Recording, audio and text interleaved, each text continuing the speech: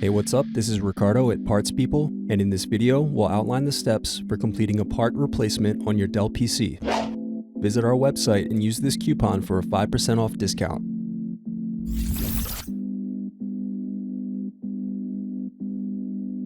Slide tabs outward to unlock and remove battery. Now unscrew and disconnect keyboard.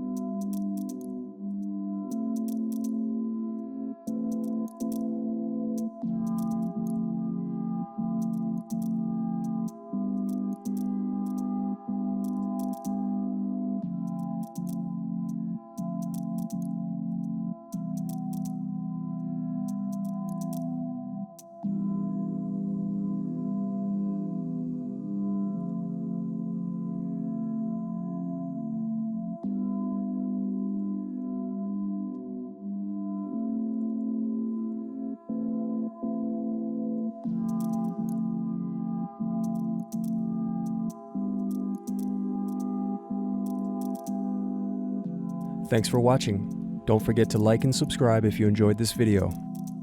And if you need more, check out this playlist to watch other tutorials for your laptop. You can also click here to find parts for your laptop at partspeople.com.